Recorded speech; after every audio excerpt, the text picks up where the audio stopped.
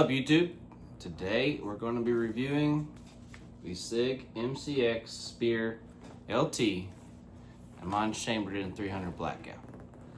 So a couple things about the MCX LT. It is like the civilian version of the Sig Spear that the Army got as part of their next generation squad weapons program. It was designed to replace the M4A1. And I mean, I love this thing. I was in the military. I used the M4, and there's nothing wrong with the AR platform, but there definitely could be some improvements. And I feel like the MCX line has done that sufficiently. So let's get into it. I've got mine, like I said, chambered in 300 blackout, 9-inch barrel. And I did that because I wanted to SBR. So I've SBR'd this. I've got my suppressor, and this thing is probably one of the most fun shooting rifles that I've ever had the pleasure of shooting. So I've got the JMac stock with the riser. I've got the JMac pistol grip. I forget who makes this little pineapple grenade hand stop, but I prefer that.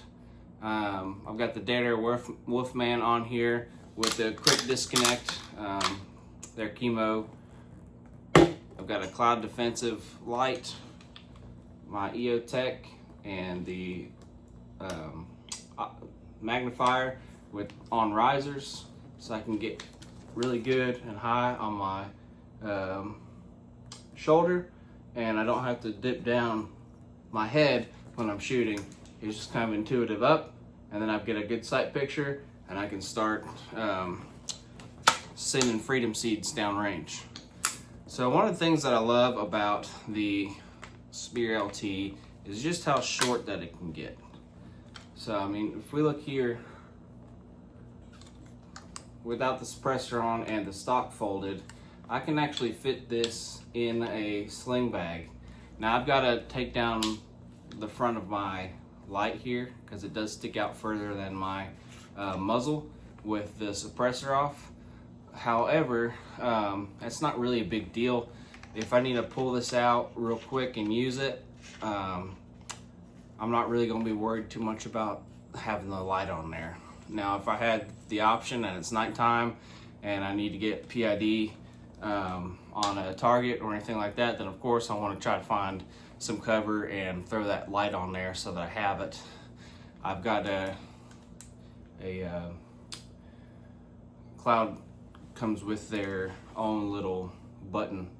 I can't think of the word for it right now, for turning on the light from the top, so I can get my grip. I can turn my light off and on with just that. In the future, I'd love to have some nods and an IR laser aiming device, but I don't have nods, so the IR laser device is not necessary at this point, so I'm just running a light for my PID. Let's see what else.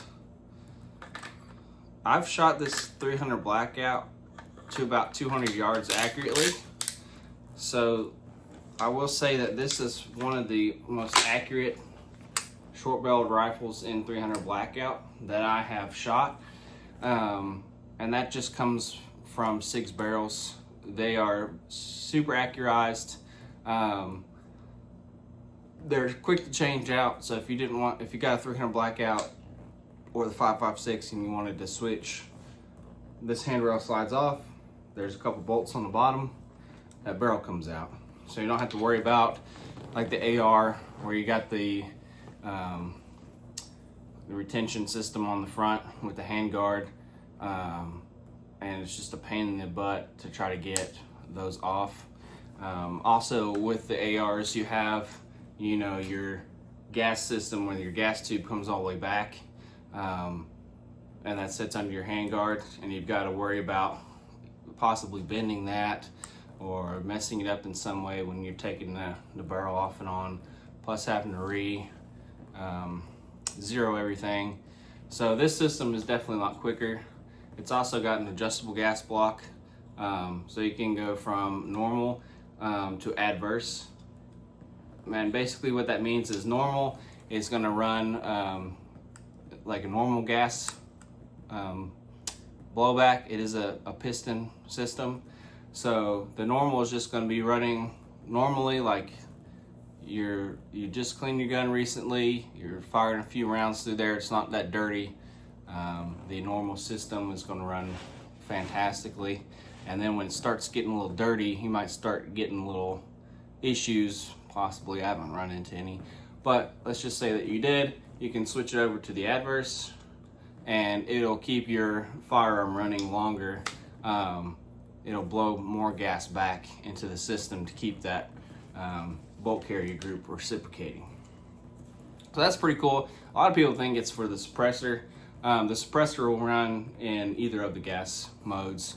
I've tried it out and I haven't really noticed any difference in how the gun's running, but I haven't shot, thousands of rounds through it without cleaning it. I've probably got 2,000 rounds through the weapon right now, and I clean it after every range trip, so I haven't really abused this thing yet. Let's see what else. I do like the flared magwell that they have incorporated in their lower receiver. It makes reloads just a little bit quicker, and there are companies out there like Parker Mountain Machine that make an additional magwell that you can slap on here. Parker Mountain Machine also makes this nice little paddle. So Sig's has a really good large paddle for the like the charging handle stop. So if I pull the charging handle back and I press this, then it keeps the bolt carrier group to the rear. But it had a normal bolt catch release right here, and sometimes it can be hard to find that when you're doing your reloads. So on my reloads, I take my extra mag and I come up and I just hit that paddle and then I slide back forward. I find them to be quicker than any other route. So having that little larger paddle helps out a lot. The other thing that I really like about this Spear is just the felt recoil on this thing. Because of the system that it's got, it's very low recoil. I mean, I can just keep shooting this thing and I barely feel it in my shoulder. The one thing I wish they would have added to these, the LTs, that the Spear got, is the side charging handle. I would have really loved to have seen that. However, they did include an ambidextrous rear charging handle, which is nice. But I feel like it could have been a little bit wider, because with my riser here, it can get a little bit difficult to try to get to that rear charging handle. What else about the LT? We've gone over the interchangeable barrels, the gas system, what I've got on the gun. Oh, it's fully ambidextrous. How could I forget that? That's a huge selling point of this thing. On both sides, it's got the fire selector switch.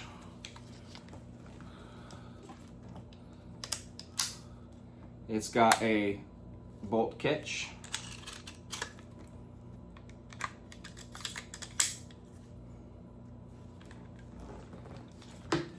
And full bolt release. So this little paddle right here, I mean, it's pretty small, but it does index pretty well with your finger. I'm not sure about lefties. That's up there pretty far.